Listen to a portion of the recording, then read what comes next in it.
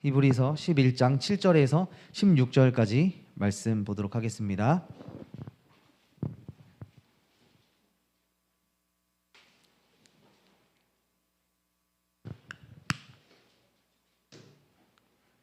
네, 우리 한 절씩 교독하도록 하겠습니다. 믿음으로 노아는 아직 보이지 않는 일에 경고하심을 받아 경외함으로 방주를 준비하여 그 집을 구원하였으니 이로 말미암아 세상을 정죄하고 믿음을 따르는 의의 상속자가 되었느니라.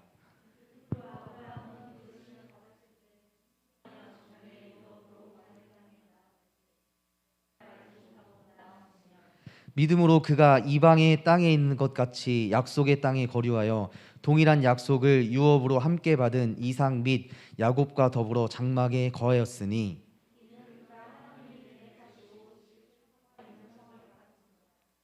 믿음으로 사라 자신도 나이가 많아 단산하였으나 잉태할 수 있는 힘을 얻었으니 이는 약속하신 이를 미쁘신 줄 알았음이라.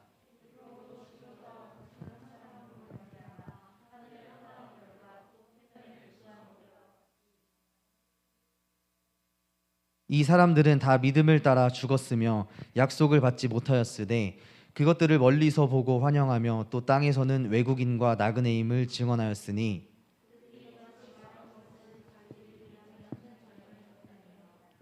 그들이 낳은 바 본향을 생각하였더라면 돌아갈 기회가 있었으려니와 그들이 이제는 더 나은 본향을 사모하니 곧 하늘에 있는 것이라. 이러므로 하나님이 그들의 하나님이라 일컬음을 받으심을 부끄러워하지 아니하시고 그들을 위하여 한 성을 예비하셨느니라. 아멘. 자, 날씨가 많이 추워졌죠? 지금 여기도 많이 춥나요? 우리 뒤에 에어컨 끌까요? 꺼도 되죠. 네. 우리 지난주에 이어서 오늘 히브리서 말씀을 계속 생각해 보려고 합니다. 우리 지난주에 혹시 어떤 말씀을 나눴는지 기억하시는 분 있으신가요? 믿음으로 에녹에 대한, 하나님과 동행하여서 하나님을 기쁘시게 했던 자가 에녹이었습니다. 자, 오늘은 세 명의 사람에 대해서 한번 생각을 해보려고 해요. 첫 번째로는 노아, 그리고 아브라함, 사라라는 사람에 대해서 한번 생각해 보려고 합니다. 우리가 이 히브리서 11장에 있는 이 믿음의 선진들, 믿음의 어떤 선배들, 믿음의 신앙인들을 생각해 보는 이유는 뭐냐면 여러분들과 마찬가지로 동일한 역사 가운데 살아갔던 일반 사람들이었다는 거예요. 그 사람들이 성경에 기록되었지만 그 사람들은 뭐가 더 잘 나와서 성경에 기록된 것이 아니라 우리와 같은 상황과 조건에서 살아갔던 사람들이라는 것을 볼 때 이 사람들도 많이 부족한 삶을 살았지만 어떻게 이 사람들이 믿음의 삶을 감당했는지를 우리가 성경을 통해 배우고 또 알아보고 우리도 그 사람들의 믿음의 사람들을 본받으려고 하는 그런 의미입니다. 자, 그래서 오늘 본문 말씀을 중심으로 해서 노아와 아브라함과 사라의 시민권이라는 주제로 말씀을 함께 나누어 보도록 하겠습니다. 먼저 7절 말씀에 보면 믿음으로 이 노아라는 사람이 뭐 하는 사람이었죠? 노아, 방주를 만들었던 사람이었죠. 그죠? 아직 보이지 않는 일에 경고하심을 받고 경외함으로 방주를 준비하였다라고 말씀을 하고 있어요. 그래서 그 집을 구원했다라고 말씀을 하고 있습니다. 여기서 이 하나님의 경고하심을 받고 경외함으로라는 이 경외한다는 거는 하나님을 존경한다는 뜻이에요. 하나님을 존경하고 또 하나님의 말씀을 두려워했다고도 볼 수가 있어요. 하나님의 말씀을 두려워하고 존경하여서 그 존경함으로 경외함으로 방주를 준비했다는 거예요. 자, 그런데 이 노아의 방주의 이야기가 창세기에 나오죠. 창세기 6장에서 9장의 말씀을 보면 6장 14절에 하나님께서 노아에게 이렇게 말씀하세요. 너는 고페르 나무로 너를 위하여 방주를 만들되, 이렇게 말씀을 하세요. 그렇게 명령을 하십니다. 그리고 그 명령에 따라서 6장 22절 말씀에 보면 노아가 그와 같이 하여 하나님의 말씀과 같이 하여서 하나님이 자기에게 명령하신 대로 다 준행하였다고 말씀을 하고 있어요. 그러니까 창세기의 이 방주를 만드는 본문을 보면 이 노아가 하나님 말씀을 다 준행하였고 그대로 방주를 만들었는데 노아가 하나님을 경외함으로 방주를 만들었다는 말씀은 창세기 본문에는 없습니다. 단지 이 창세기 본문에서 노아가 어떤 사람이라는 것을 알 수 있는 것은 이 노아는 당대의 의인이었고 완전한 자로 하나님과 동행했고 여호와께 은혜를 입은 자였다라고 말씀을 하고 있어요. 자, 하나만 하고 있어요. 이 노아가 하나님이 자기에게 명하신 대로 다 준행했다, 이 말을, 또 하나님과 동행했다라는 이 말을 이 히브리서를 쓴 저자는 노아가 하나님을 존경했고 경외했다라고 이렇게 해석을 하고 있는 거예요. 이 하나님은 노아에게 아직 홍수가 일어나지 않았잖아요. 홍수가 일어나지 않았을 때 홍수를 경고하셨어요. 노아는 그 말씀을 두려움으로, 경외함으로, 하나님을 존경하는 마음으로 그 말씀을 받고, 다른 말로 하면 노아는 하나님의 말씀에 대한 경건한 두려움이 있었다라고도 볼 수 있어요. 이처럼 노아의 인생을 보면 우리도 인생을 살아갈 때 이런 하나님에 대한 경건한 두려움을 가지고 살아간다는 것은 하나님의 말씀에 대한, 하나님에 대한 주권, 하나님의 주권과 하나님의 그 믿음의 신실함을 우리가 인정하는 것이라고도 볼 수 있어요. 그래서 노아는 이런 하나님을 존경하고 경외하고 두려움으로 이 방주를 만들었다고 하는 것의 의미는, 이 노아와 같은 참된 믿음은 하나님을 아는 것, 하나님에 대한 인식과 그 말씀에 대한 순종이 있어야 한다는 거예요. 여러분의 믿음은 하나님 말씀을 듣는 것도 중요하지만 그 들음을 통해서 순종으로 나아가야 한다는 것이 중요한 것입니다. 그래서 하나님께서 우리에게 이 말씀하시는 이 성경 말씀, 이 말씀을 듣고 읽고 우리는 이 말씀에 따라서 순종하는 삶을 살아야 한다는 것이 중요한 거예요. 근데 이 너무 힘들죠. 사실 이 하나님 말씀에, 이 성경에 따라서 순종하며 산다는 것은 모든 그리스도인들이 다 어려운 이야기입니다. 저도 마찬가지예요. 이 마태복음 21장의 말씀에 보면 여러분들 이런 이야기가 있어요. 첫째 아들과 둘째 아들이 있었는데 이제 아버지가 너 첫째 아들한테 너 포도원에 나가서 일 좀 해라 이렇게 말씀을 했어요. 근데 첫째 아들은 아버지한테 네 가서 일하겠습니다 라고 말했지만 가지 않았어요. 하지만 둘째 아들은 처음에는 안 가겠다고, 일하지 않겠다고 그렇게 했지만 나중에 후에 그 말씀, 아빠의 말씀, 아버지의 말씀을 다시 생각해보고 뉘우치고 포도원에 일을 하러 갔다고 이야기를 합니다. 예수님은 이런 이야기를 하면서 이 둘 중에 누가 아버지의 뜻대로 행한 자냐라고 물어보세요. 누가 아버지의 뜻대로 행한 자였죠? 첫째 아들이에요? 둘째 아들이에요? 네? 누가 아버지의 말에 순종한 아들일까요? 첫째. 여기 첫째 있어요? 첫째? 내가 첫째다 집에서. 첫째 아들. 첫째. 둘째. 그러면 둘째. 자, 여기 우리 이 본문 말씀에 보면 첫째는 간다고 하고 안 갔어요. 둘째는 안 간다고, 싫다고 안 간다고 하고 갔어요. 누가 아버지의 말에 순종한 거예요? 둘째 아들이죠. 둘째 아들. 그죠? 우리도 마찬가지예요. 하나님의 말씀이 우리에게 들려졌을 때 처음에는 하나님 말씀대로 살기 싫어. 하나님 말씀 어떻게 살아? 억울해. 내가 이렇게 인생을 즐기면서 살아야 되는데 하나님 말씀대로 이 말씀대로 살아야 한다고? 라고 생각할 수 있지만 하나님의 말씀을 다시 듣고 하나님을 인정하고 하나님을 존경하는 마음으로 다시 한번 뉘우치고 하나님 말씀에 순종해야 하는 길로 나가야 한다는 거예요. 우리가 부족하고 연약해서 하나님 말씀을 단번에 순종할 수 없습니다. 그래서 이 하나님 말씀대로 살아가기란 너무 어렵습니다. 남들보다 더 착하게 살아야 되고 선하게 정직하게 살아야 되고 또 세상 사람들과 비교했을 때 이 말씀에 따라서 또 크리스천은 살아간다는 게 세상 사람들에게 뒤처지는 것 같아요. 피해를 보는 그런 생각도 들지만 우리의 주인이신 그 하나님을 늘 믿고 의지하며 살아갈 때 우리는 그 하나님의 말씀에 순종할 수 있다는 거예요. 그리고 우리의 모든 필요를 채워주시는 분이 바로 하나님이시라는 것을 늘 기억할 필요가 있다는 겁니다. 그래서 오늘 본문에서 이 노아는 아직 그러니까 비가 내리지 않은 그 보이지 않는 일에 경고하심, 하나님의 말씀을 듣고 그 말씀에 의지하여서 순종했을 때 그 집을 구원할 수 있었다라고 성경에서는 이야기합니다. 이어서 두 번째는 아브라함이라는 사람인데요. 아주 유명한 사람이죠.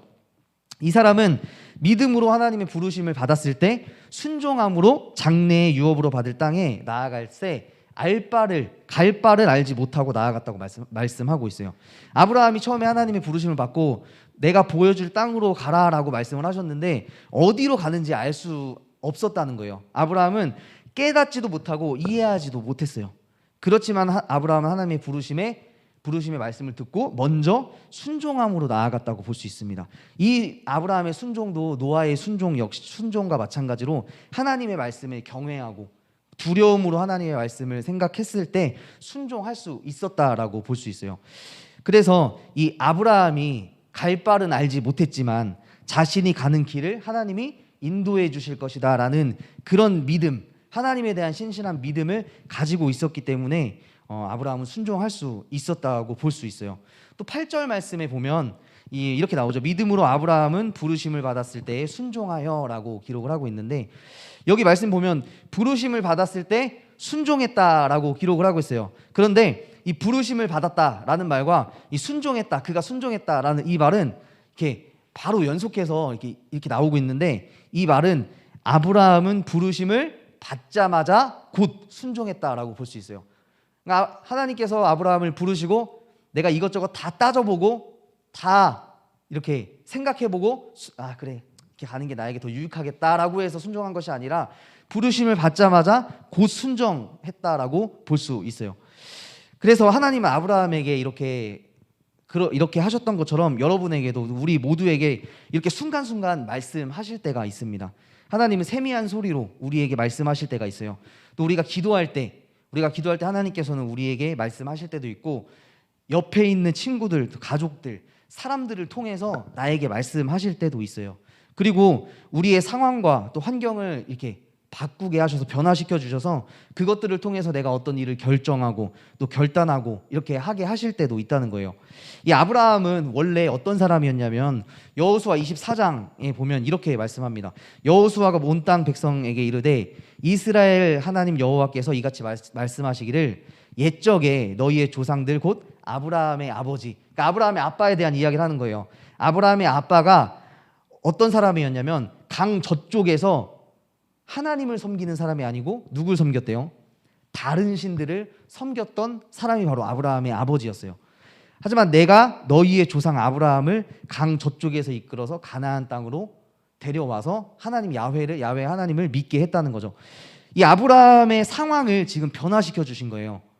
아브라함의 가족들은 하나님을 믿지 않는 가족들이었어요. 그런데 이 아브라함을 믿지 않는 그 가정에서 하나님을 만나게 하시고 하나님이 아브라함을 부르셨던 거죠. 이 아브라함이 처해진 이 가정의 종교적인 상황을 변화시켜 주신 것이에요. 이 말은 여러분들은 그리스도인으로 부름받은 사람들이라는 거예요. 우리가 그리스도인을 부름받았다는 것은 여러분들의 삶 가운데 이 그리스도인으로 내가 비춰져야 한다는 거예요. 여러분들 옷 입는 거, 옷 예쁘게 입고 멋있게 입고 하는 거 좋아하시죠? 네. 옷 입는 게 너무 중요하잖아요, 그죠? 옷을 어떻게 입는, 옷이 날개다 이런 말도 있잖아요. 옷을 어떻게 입느냐, 옷을 어떻게 걸치느냐에 따라서 그 사람들은 이 사람이 어떤 사람인지 대충 파악할 수가 있습니다. 저는 결혼하기 전에 청년 때 보통 어떤 옷을 입고 다녔냐면 여름에는 축구 레플리카를 입고 다녔어요, 거의. 그리고 가을이 되면 트레이닝복, 저지 이런 걸 입고 다녔어요. 그 겨울 되면 뭘 입을까요? 축구 선수들이 입는 패딩 이런 걸 입고 다녔어요. 여자들이 가장 싫어하는 스타일이라면서요. 이렇게 이런 제 모습을 보면 사람들이 이렇게 생각하겠죠. 쟤 축구 좋아하나 보다. 뭐 바르셀로나 입고 있으면 쟤 바르셀로나 좋아하나 보다. 이렇게 생각을 했을 거예요. 하지만 결혼한 후에 지금은 나이가 좀 먹고 평일에는 정장에 셔츠를 입고 다닙니다. 넥타이를 매고. 그러니까 이처럼 한 사람의 이런 복장을 보면 대충 이 사람이 어떤 사람인지 대충 파악이 가능한 거죠. 보이는 거죠. 이슬람 교도들은 특징이 있죠. 무슨 옷을 입죠? 긴 옷에다가 또 여자들은 이렇게 히잡이라고 해서 이렇게 눈만 내놓고, 이슬람에도 특징적인 옷이 있어요. 그리고 가톨릭 신부들이나 수녀님들 보면 딱 옷만 봐도, 불교 스님 역시 옷만 봐도 이 사람이 어떤 종교를 가지고 어떤 사람이라는 거 대충 파악할 수가 있어요. 자, 그런데 너무 감사하게도 우리 기독교인들, 개신교인들은 뭐 평신도는 물론이거니와 목사님들은 이런 어떤 특별한 특징이 없어요. 아무런 옷을 입고 다니잖아요. 너무 좋은 거죠, 사실. 숨길 수 있으면 숨길 수 있어요. 내가 목사라는 걸 숨길 수 있으면 숨길 수 있는 거죠. 사실 그런데 다시 한번 생각해 보면 우리는 그리스도인으로 부름받은 사람들인데 이 그리스도인들은 우리가 입는 이 옷을 통해서 구분할 수 없기 때문에 우리가 더 세상 가운데 그리스도인으로 살아가기가 어려울 수도 있다는 말이에요. 내가 교회를 다니는지 그리스도인인지 그냥 감추고 살아가면 감출 수 있다는 거예요. 가만히 있으면 드러나지가 않아요. 그래서 우리가 이 그리스도인을 산다는 것은 더욱더 어려운 것 같습니다. 그래서 이 세상을 살아가면서 나는 기독교인이다, 난 예수님을 믿는 사람이다, 이렇게 나를 비추면서 드러내면서 살아가기란 너무 어렵죠. 사실 지금 이 시대에는. 그럼에도 불구하고 우리는 어렵지만 그리스도인으로서 그 하나님의 부르심에 순종하고 살아가야 한다는 거예요. 하나님의 말씀을 경외함으로 또 두려움으로 행하고 지키며 살아감으로 우리가 그리스도인임을 나타내고 살아가는 것이 우리의 의무라는 것입니다.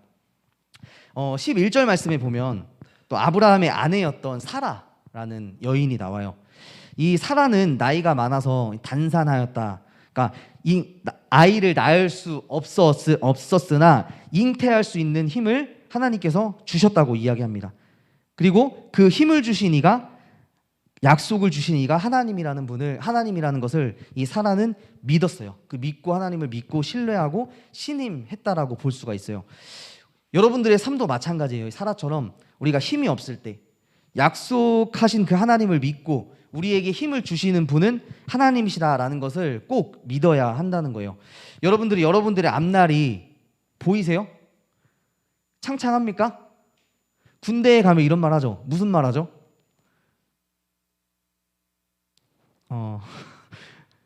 눈 한번 감아보라고. 처음에 들어가면 그럼 뭐가 보이냐? 뭐가 보여요? 눈 감으면 아무것도 안 보입니다. 그래, 네 앞날이 그거야.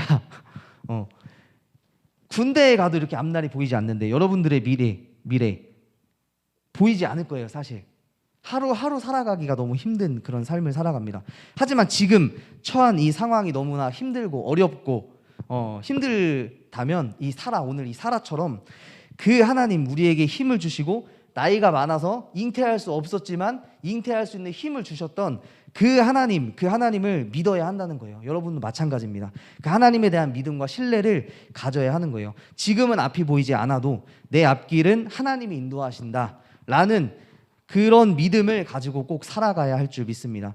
그래서 정리해보자면 이 노아는 하나님의 경고하심을 듣고, 그리고 아브라함은 하나님의 부르심을 받고, 사라는 잉태할 수 있는 힘을 얻고, 또 노아는 하나님을 경외하고, 아브라함은 갈 곳을 알지 못했지만 그 길을 떠났고, 또 잉태할 수 없었던 사라는 힘을 얻고 그 하나님을 믿고 신뢰할 수 있었던 것은 이들 마음속에 가지고 있었던 이 믿음을 통해서요. 이들은 어떤 믿음이 있었냐면 더 나은 본향을 사모했던 사람들이었어요. 16절 말씀에 그들은 이제 더 나은 본향을 사모하니 곧 하늘에 있는 것이라고 말씀을 하고 있어요.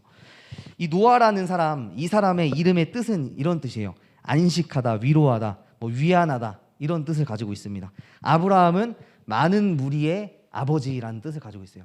사라라는 이름의 뜻은 주권을 소유한 사람이라는 뜻을 가지고 있어요. 그러니까 노아는 경외함으로 그의 집을 구원하고 집을 위로하고 사람들을 위로했던 사람이었어요. 아브라함은 순종함으로 믿음의 많은 무리의 아버지가 되었던 사람이었죠. 그리고 사라는 믿부시니 이 하나님의 그 신실하심을 믿고 신뢰함으로 이 믿음을 소유한 자, 믿음의 주권을 소유했던 사람이 되었습니다. 그래서 이 땅에서는 우리가 외국인과 나그네처럼 살아가지만 이들 믿음의 사람들, 이 사람들을 역시 이 땅에서 나그네처럼 살아갔지만 이들에게는 더 나은 본향을 사모하는 마음이 있었기 때문에 이 땅에서 하나님의 말씀에 순종할 수 있었던 거예요. 이 외국인과 나그네는 어떤 특징을 가지고 있죠? 외국인과 나그네는 이제 시간이 지나면 어디를 가야 돼요? 내가 외국에 여행을 간다, 아니면 외국 사람이 우리나라에 와서 일을 한다. 이 사람들 평생 여기 사나요? 결국에는 자기가 살고 있는 고향으로 가야 하는 사람들이죠. 그 사람들이 곧 나그네이고 외국인들이에요. 일시적으로 머물다가 고향으로 돌아가야 하는 사람들입니다. 사도 바울이 이렇게 이야기를 했어요. 그러나 우리의 시민권은 하늘에 있는지라라고 얘기를 했어요. 그러니까 여기서 말하는 이 시민권은 이 한 나라의 국가를 이야기하는 말이거든요. 그러니까 우리가 이 땅에 살지만 이 땅에서 하나님 나라의 정치와 하나님 나라의 경제, 하나님 나라의 문화와 하나님 나라의 어떤 그 전반적인 것을 우리는 누리면서 그 영향을 받고 살아가야 하는 사람들이라는 거예요. 우리가 이 땅에 나그네처럼 또 외국인처럼 이 땅에서 뭐 길면 100년 살아가지만 결국 우리가 가야 할 곳은 천국, 하나님의 나라라는 거예요. 그래서 이 믿음으로 노아와 아브라함과 사라, 아직 이 사람들은 보이지 않는 일, 홍수, 그리고 아직 태어나지 않은 그 잉태의 사건, 그리고 보이지 않는 그 길, 이 보이지 않는 것들을 믿음으로 하나님을 인식하고 바라보고 그 하나님의 약속을 믿고 나아갔을 때 순종하며 믿음의 삶을 살아갈 수 있었다라고 볼 수 있습니다. 여러분들의 삶도 마찬가지예요. 그래서 하나님은 우리의 삶 속에서 보이지 않게 우리에게 말씀을 하시고 어떨 때는 우리에게 경고하실 때도 있어요. 그리고 우리가 힘이 없을 때 우리에게 힘을 주시기도 합니다. 그래서 우리가 그런 하나님, 우리에게 이렇게 말씀하시고 경고하시고 힘을 주시는 그 하나님을 우리가 알고 인식하고 살아간다면 우리의 삶 속에는 순종함이 있어야 돼요. 순종함. 그것이 바로 믿음으로 살아갔던 이 믿음의 선진들의 삶이었습니다. 하나님의 말씀에 순종하기 참 어려운 시대예요. 우리가 뭐 교회 나오는 것이 하나님의 말씀에 순종한다, 이렇게 가벼운 이야기를 하는 게 아니에요. 이 세상을 살아가면서 하나님이 우리를 하나님의 형상대로 만드셨잖아요. 하나님의 시선을 반영하는 사람, 하나님의 마음을 세상 가운데 펼치며 살아가는 그런 사람들로 우리를 만드셨다는 거 봤을 때 뭐 교회에 내가 한 주, 두 주 빠진다고 해서 그냥 하나님 크리스찬이 아니다라고 말할 수 없어요. 내가 있는 그 자리에서 하나님을 경외하고 하나님의 말씀을 두려움으로 받고 그리스도인으로서 그 삶을 비추며 살아가는 것이 중요하다는 거예요. 그것이 순종이라는 거예요. 교회 오는 게 순종이다? 라고도 말할 수 있지만 그거는 1차적인 문제고 우리의 삶을 통해서 하나님께 영광 돌리는 것이 우리가 진정으로 순종하는 삶이라고 생각을 하면 좋겠어요. 그래서 이 어려운 하나님께 순종하기 어려운 이 시대에 그럼에도 불구하고 굳건하게 우리가 하나님 말씀에 순종하는 지향성을 가진 그런 지향성을 가진 믿음의 사람들이 돼야 할 줄 믿습니다. 우리 청년들 한 주간 살아가면서 하나님 말씀대로 살아가기 너무 힘들 거예요. 직장에서 또 학교에서 남들 다 학원 다니고 뭐 공부 열심히 하고 하는데 나는 주일에 교회가 뭔가 뒤처지는 것 같아. 그 시간에 난 투자하지 못하는 것 같아 라고 해서 자꾸 그런 생각을 가지고 우리가 살아갈 수 있겠지만 그것보다 더 중요한 건 하나님이 우리와 함께 계실 때 그 사람들, 하나님을 의지하지 않는 사람들보다 우리에게 필요한 것들을 채워주시고 우리의 삶을 인도해 주신다는 것을, 그 믿음을 가지고 살아가는 우리 청년들 다 되었으면 좋겠습니다.